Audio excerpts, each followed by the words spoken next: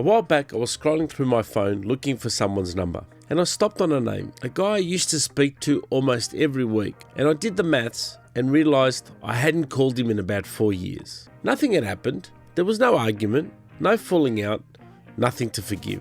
He just quietly slid out of my life while I was busy being busy. So here's the first thing I want you to do, and you can do it right now while I keep talking.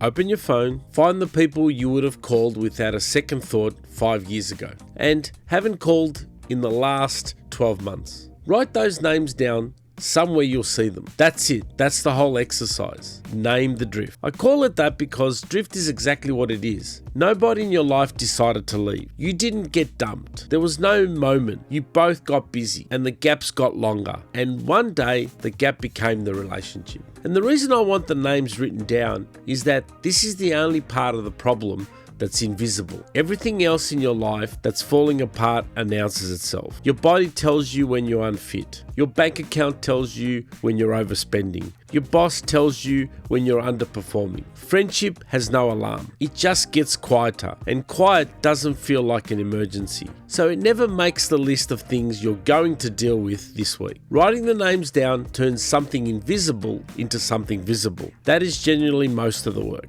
Now look at your list. I'd bet almost nothing on it is a person you fell out with. I'd bet it's mostly good people you simply stopped calling. Before we go any further, I want to take something off you because I think a lot of people carry this quietly and assume it's a character flaw. It isn't. Researchers argue about exactly how big the drop is. The old surveys and the new ones don't match perfectly, but nobody argues about the direction. The Survey Center of America Life ran the comparison. In 1990, 3% of Americans said they had no close friends at all. By 2021, that number was 12%. For men specifically, it went from 3% to 15%. That's a 5-fold increase in one generation. And look at what happened at the top end. Men with at least 6 close friends fell by half, from 55% down to 27%. And it hasn't stopped. The same researchers went back in 2024, and the share of adults with no close friends went from 12% to 17% between 2021 and 2024. That's in 3 years. Here's the one that stopped me. 1 in 5 American men who are unmarried and not in a romantic relationship report having no close friends at all. Not few, none. Now I want to be careful here because there's a lazy version of this conversation that's everywhere at the moment. The male loneliness epidemic. Men are lonely, women are fine. That is not what the research actually said, and I'd rather give you the true version than the shareable one. Pew Research Center in January 2025 found that men and women report feeling lonely at roughly equal rates. Roughly equal. So loneliness itself isn't a men's problem. The gap is somewhere more specific and honestly more interesting. It's in quality, and for that, go back to the Survey Center's numbers. Only 21% of men said they'd received emotional support from a friend in the past week. For women, it was 41%, nearly double. So it's not that men feel less or feel lonelier, it's that men are far more likely to have friends they don't actually talk to about anything. Contact without connection. People in the group chat who have no idea what's going on with you. And that distinction matters because it changes the fix. If the problem were not enough people, the answer would be to go and meet more people. It isn't. For most of you, the answer is sitting in the names you already wrote down. So here's the second tool,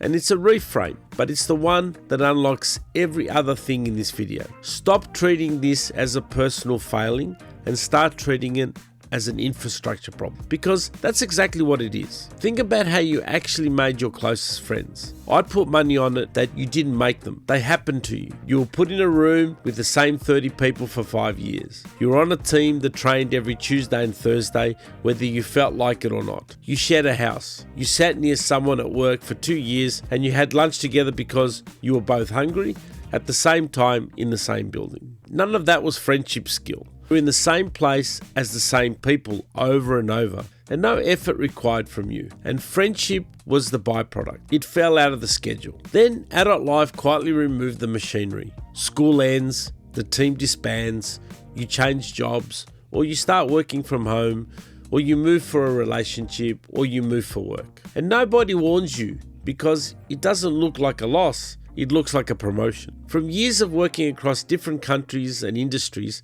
I can tell you this happens faster than you'd think, and it happens to the busiest people hardest. When you're moving around and building things, you're never sitting still long enough for repetition to do its work. And you don't notice it because you're surrounded by people all day. You're just surrounded by people who are there for a reason other than you. And this isn't only happening to you, it's happening to a whole society at once. Robert Putnam spent a career documenting it. The clubs, the meetings, the having people over, all falling away since the 70s. And time use data shows a steep drop among young people through 2010s as screen time climbed. And the civic infrastructure that used to manufacture community for free, the clubs, the unions, the congregations, the lodges, has been thinning out for decades. And researchers like Jeffrey Grief have long argued that men's friendships lean especially hard on a shared activity: school, teams, workplaces. Take those away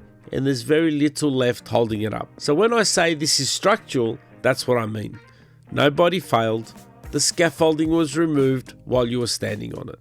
And there's a strange kind of good news buried in that. If the problem is structural, then the fix is structural too. You don't have to become a different person, or a more charming person, or a person with more free time. You have to rebuild the machinery, and machinery can be designed. Which brings me to the single most useful thing in this entire video. If you do nothing else, do this one. Replace proximity with a standing appointment. Pick one person off that list, pick a slot, you call, same day, same time repeating. First Sunday of the month, you call. Every Thursday at 7, you walk. Second Tuesday, same pub. Put it in the calendar as a recurring event and then leave it alone. Small, low effort, boring even. That's the point. Here's why this works, and it isn't sentimental at all. Friendship doesn't die because people stop caring. It dies because it requires a decision every single time. Every catch up needs somebody to think of it. Propose it, find a time, negotiate 2 calendars, and then actually turn up. That's 5 points of failure for 1 coffee. And you're running that gauntlet while tired, while working, while raising kids. So the decision loses, not to something better, just to the default. A standing appointment kills the decision. It converts friendship from a choice into a default. You're not deciding to call your friend on the first Sunday of the month. You're just calling your friend on the first Sunday of the month because that's what happens on the first Sunday of the month. Same as your gym session, same as your team meeting. One warning, make it smaller than you think it should be. People try to fix a drifted friendship with a big reunion weekend,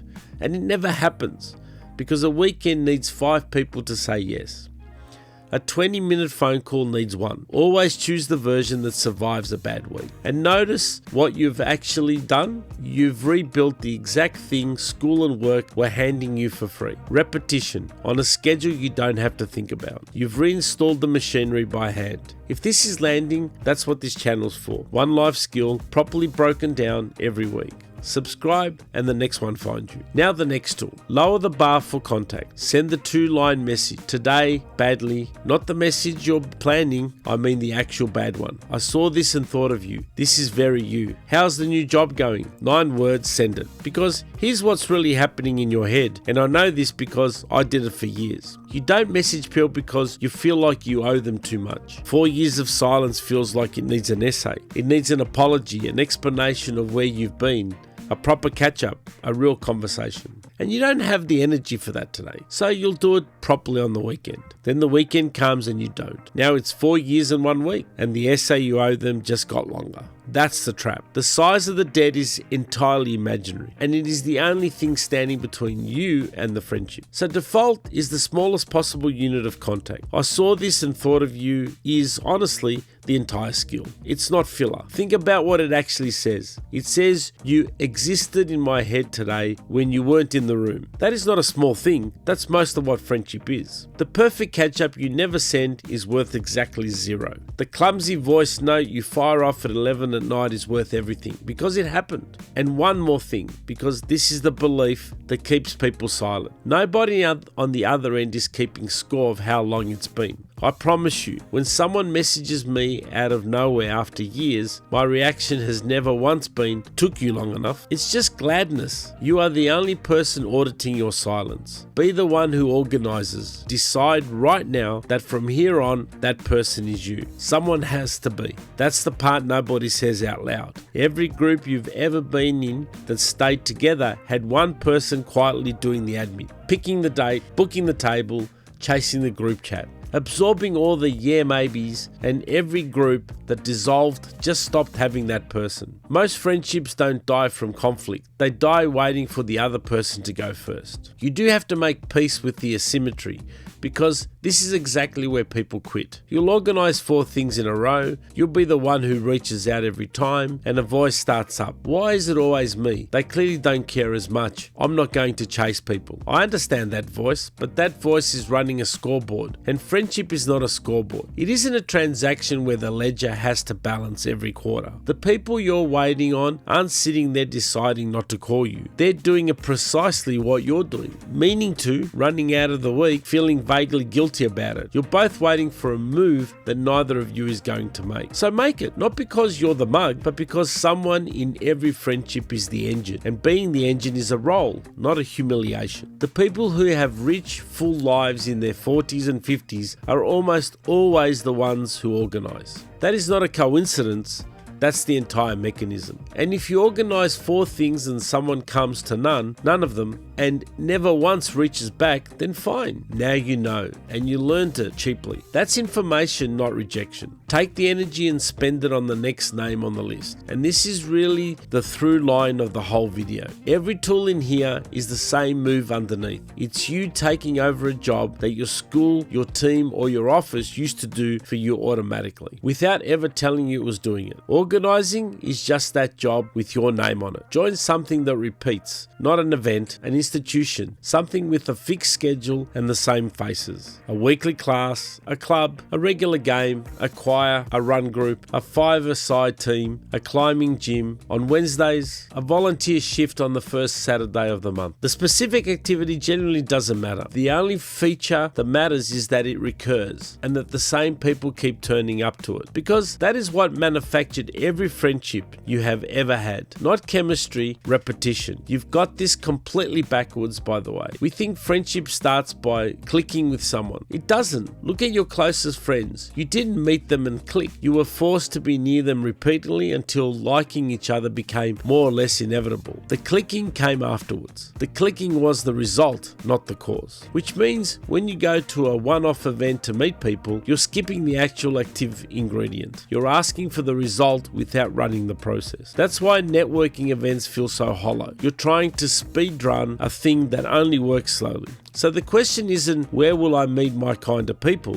The question is, what am I going to turn up to on the same day every week for the next 6 months? That's the whole design. And pick the one you'll actually attend over the one that sounds most like you. A running club you go to beats a book club you skip every time. Repetition over chemistry. Repetition over fit. Repetition over everything. Turn up 8 times and you'll know people. Turn up 20 times and you'll have friends. That's not motivation. That's just how it has always worked. This is the closest thing to a cheat code in this whole video, because you're not making friends here. You're rebuilding the exact factory that made them the first time round and then letting it run without you. Say one true thing this week to one person on that list. Not a status update, something true. That was harder than I let on. I've been a bit flat lately, honestly. I've missed this. That thing you said stuck with me for a year. Remember the number from earlier? 21% of men had emotional support from a friend in the past week, against 41% of women. That gap is the whole game. It isn't a gap in how many friends people have. It's a gap in what's allowed to be said between them. And you can close it unilaterally. That's the part people don't realize. You don't need permission, and you don't need to announce it. You just go first. Because here's what's actually happening in most friendships.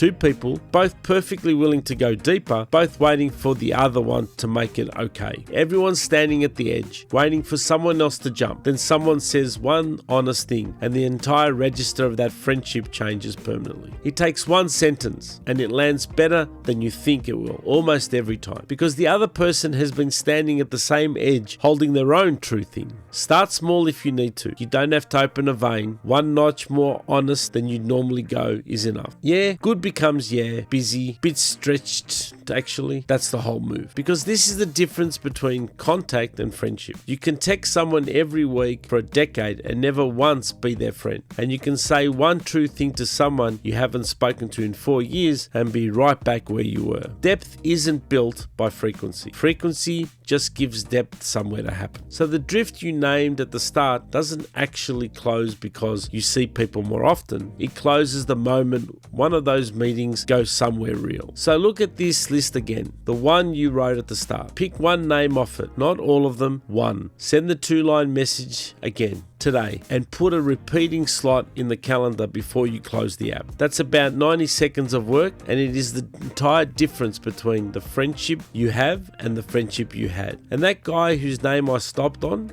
in my phone, I called him. It was awkward for about 40 seconds, then it wasn't. 4 years of silence turns out to be a much bigger deal to me than it ever was to him, which I suspect is true of nearly every name on your list too. Nobody drifted away from you on purpose. The building they used to live in got knocked down. You can build another one. And if you want one of these every week, please subscribe. On this channel, I break down one life skill every week so you can build a better life. One conversation, one habit, one system at a time. That's what this channel is about. Life, knowledge, productivity. Thank you for watching.